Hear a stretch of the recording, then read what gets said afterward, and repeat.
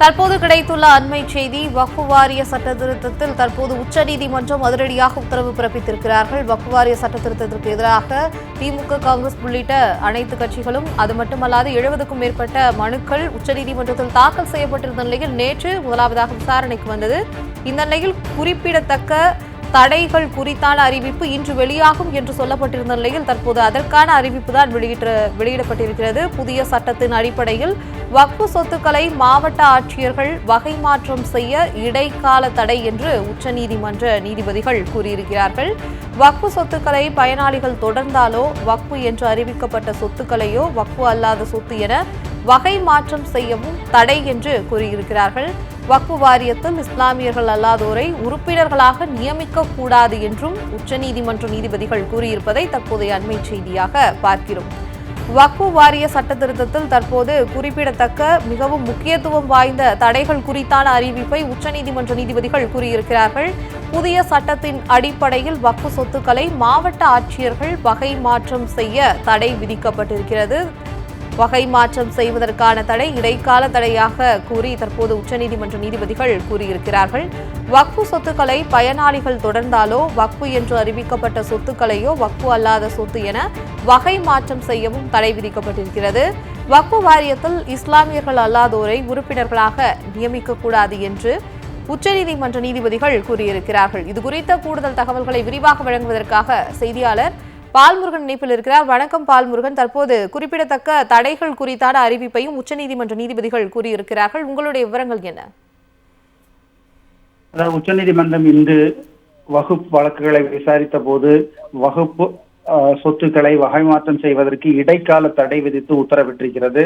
அதாவது வழக்கு விசாரணையின் போது ஒன்றிய அரசு சார்பில் ஆஜரான சொலிசிட்டர் ஜெனரல் துஷார் மேத்தா மசோதா மீது எந்த தடையும் விதிக்க கூடாது, அதாவது வகுப்பு சட்டத்திற்கு இடைக்கால தடை எதுவும் விதிக்க கூடாது, அப்படி சில பிரிவுகளுக்கு தடை விதித்தால் அது பெரும் பாதிப்புகளை ஏற்படுத்தும் என்று தெரிவித்தார். ஆனால் அதனை ஏற்க நீதிபதிகள் மறுத்துவிட்டனர். முக்கியமாக தற்போதைய நிலையில் இந்த சட்டத்தை அனுமதிப்பது பெரும் பாதிப்புகளை ஏற்படுத்தும் என்பதால் இடைக்கால தடை விதிக்கப் போவதாக உச்சநீதிமன்றம் அறிவித்து தற்போது இடைக்கால தடையை விதித்திருக்கிறார்கள்.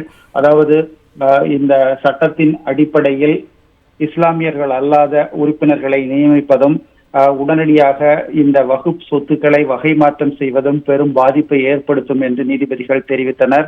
ஒன்றிய அரசினுடைய கோரிக்கையை நிராகரித்துவிட்டு தற்போது இந்த வகுப்பு சட்டத்திற்கு சில பிரிவுகளுக்கு தடைகள் விதித்திருக்கிறார்கள். அதாவது இடைக்கால தடை விதிக்கப்பட்டிருக்கிறது. குறிப்பாக தற்போது அமலில் இருக்கக்கூடிய வகுப்பு சொத்துக்களை, அதாவது மரபுப்படி பாரம்பரியமாக பின்பற்றி வந்தாலோ அல்லது வகுப்பு சொத்துக்கள் என்று அறிவித்திருந்தாலோ அதனை வகை மாற்றம் செய்வதற்கு தடை விதிக்கப்பட்டிருக்கிறது.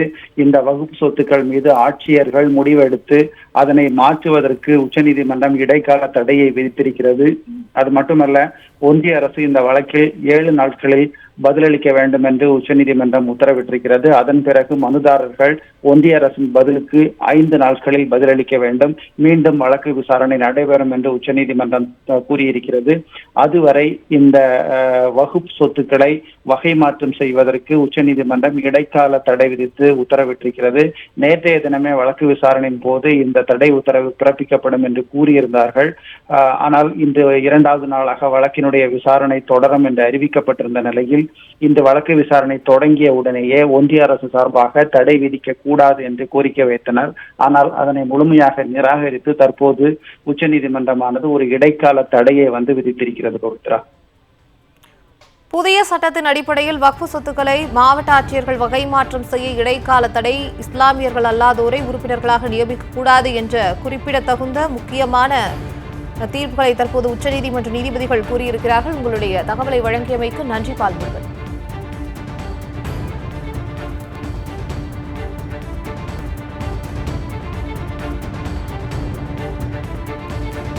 இதுகுறித்து தங்களுடைய கருத்துக்களை பதிவு செய்வதற்காக காங்கிரஸ் கட்சியில் இருந்து இதயதுல்லா அவர்கள் இணைப்பில் இருக்கிறார். வணக்கம் இதயதுல்லா சார். வாழ்த்துக்கள். சொல்லுங்க சார். நம்மளுடைய வக்ஃப் வாரிய சட்ட திருத்தம் தொடர்பாக நேற்று முதலாவதாக விசாரணை மேற்கொள்ளப்பட்டுச்சு. இன்று 2வது நாள் விசாரணையில் உச்சநீதிமன்ற நீதிபதிகள் குறிப்பிடத்தகுந்த சில விஷயங்களை தீர்ப்புகளாக கூறி வருகிறார்கள். அந்த வக்ஃப் சொத்து அடிப்படையில் வகை மாற்றம் செய்ய இடைக்கால தடைன்னு சொல்லியிருக்காங்க. உங்களுடைய கருத்துக்களை பதிவு பண்ணுங்க. இந்த வக்ஃப் திருத்த சட்டம் என்பது மக்கள் மத்தியிலே வக்ஃபு சொத்து திருட்டு சட்டம் என்று பேசப்படுகிறது. அதை உண்மை என்ற உறுதியை ஒரு வகையிலே உச்சநீதிமன்றத்துடைய விவாதங்கள் நமக்கு நிரூபிக்கின்றன.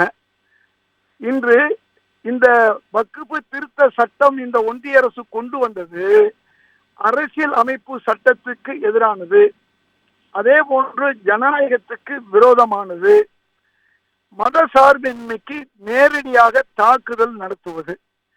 கடந்த 11 ஆண்டுகளாக இந்த ஆட்சி, பாஜக ஆட்சி வந்த பிறகு இந்துக்களுக்காக எந்த ஒரு நல்ல சட்டமும் இயற்றப்படவில்லை. இந்துக்களுடைய பெண்களுக்காகவோ மாணவர்களுக்காகவோ அல்லது இந்துக்களுடைய அதிகாரத்திற்காகவோ இந்த ஆட்சி எதுவும் செய்யவில்லை என்பதை ராகுல் காந்தி அவர்கள் பாராளுமன்றத்திலே தெளிவாக சொன்னார்கள்.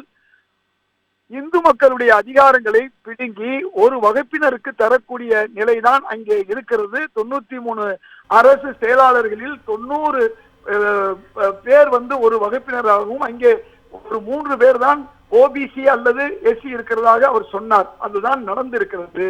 ஆனால் மாறாக இவர்கள் என்ன செய்கிறார்கள் என்றால், பெரும்பாலான இந்து மக்களுக்கு அவர்கள் எந்த சட்டத்தையும் இயற்றாமல் முஸ்லிம் மக்களுக்கு எதிராக, கிறிஸ்துவ மக்களுக்கு எதிராக, தலித் மக்களுக்கு எதிராக அவர்கள் தொடர்ந்து போர் தொடுத்துக் கொண்டிருக்கிறார்கள்.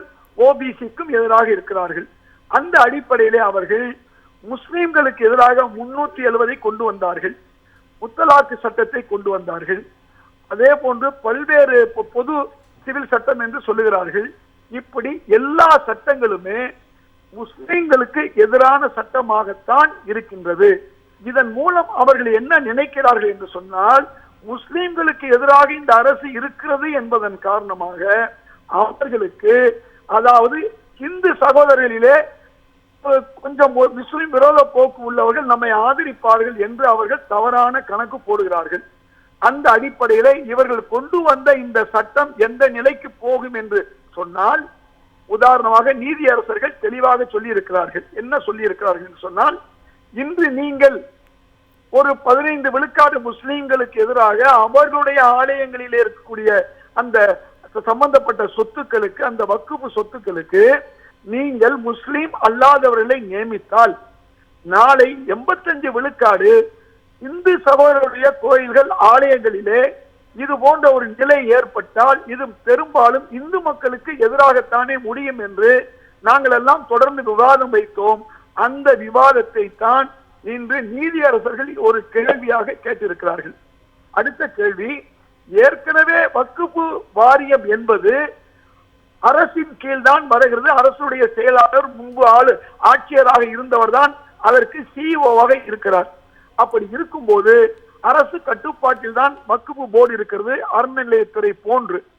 அப்படி இருக்கும் பொழுது புதிதாக ஒரு மாவட்ட ஆட்சியர் என்பவர் இதற்கு தீர்ப்பு கொடுப்பார் என்று சொன்னால், அந்த மாவட்ட ஆட்சியர் எத்தகைய தன்மை உள்ளவர் என்பதை நாம் சிந்திக்க வேண்டும். வடநாடுகளிலே அதிகமாக RSS எண்ணம் கொண்ட ஆட்சியர்கள் வந்திருக்கிறார்கள். உதாரணமாக பாஜகவுடைய ஆதரவு நம்ம IAS கோச்சிங் சென்டர் மூலமாகத்தான் இன்னைக்கு 40-50 விழுக்காடு ஆட்சியர்கள் தேர்ந்தெடுக்கப்படுகிறார்கள். இப்படி ஒரு நிலை வந்தால் என்ன ஆகும்? அது முஸ்லிம் விரோதமாக மட்டுமல்ல, குழப்பங்களையும் அதே போன்று கொந்தளிப்பையும் இந்த சமூகத்திலே ஏற்படுத்தும். ஆக அதுவும் ஒரு தவறான விஷயம். இப்பொழுது இருக்க வக்ஃபு சட்டத்திலே பிரச்சனை ஏதாவது எழுமானால் அந்த பிரச்சனையை நீங்கள் ட்ரிபியூனலுக்கு பிறகு உயர் நீதிமன்றத்துக்கோ உச்ச நீதிமன்றத்துக்கோ கொண்டு செல்ல முடியும். அது மட்டுமல்ல, வக்ஃபு நிலங்களை வகைப்படுத்துவதற்கு இன்று இருக்கக்கூடிய சட்டத்திலே ஆட்சியருக்கு கீழே இருக்கக்கூடிய நில அளவையர்கள், அதே போன்று RDO போன்றவர்கள் எல்லாம் அதை பார்க்கிறார்கள். மூன்றாவது, இது பத்திரப்பதிவு செய்யும் போது அரசுடைய பத்திரப்பதிவு சார்பாளர்கள் தான் இதை செய்து கொண்டிருக்கிறார்கள். ஆக இப்படிப்பட்ட ஒரு வக்ஃபு திருத்த சட்டம் தேவையில்லை. இதற்கு முன்பு பல திருத்த சட்டங்கள் வந்தது. ஆனால் அந்த சட்டங்கள் எல்லாம் முஸ்லிம்கள், சம்பந்தப்பட்ட முஸ்லிம்களுடைய தலைவரிடம் கேட்டு அந்த சட்டங்கள் எல்லாம் திருத்தப்பட்டதால் முஸ்லிம்கள் அதற்கு எதிர்ப்பு கொடுக்கவில்லை. இது ஒரு சார்பு நிலையிலே, ஒரு சமூக மக்களுக்கு எதிரான ஒரு நிலையிலே தான் இந்த வக்ஃபு திருத்த சட்டம் கொண்டு வரப்பட்டிருக்கிறது. மூன்றாவதாக, இந்த வக்ஃபு சட்டத்தை பொறுத்தவரை ஒருவர் முஸ்லீமாக 5 ஆண்டுகள் இருந்தால்தான் தர்மம் செய்ய வேண்டும் என்று ஒரு குறிப்பு இருக்கிறது. தர்மம் என்பது அன்றே செய்ய வேண்டும் என்றுதான் இருக்கிறது. யார் தர்மம் செய்யக்கூடியவர்கள் 5 வருடம் வரை பொறுத்து இருக்க மாட்டார்கள். அப்படி என்றால் அந்த தர்மம் நினைத்தது நடக்காது. அப்படி இருக்கும்போது ஒரு வித்தியாசமான முறையிலே ஒரு முஸ்லீம் 5 ஆண்டுகள் முஸ்லீமாக இருந்தார்களா என்று பார்த்து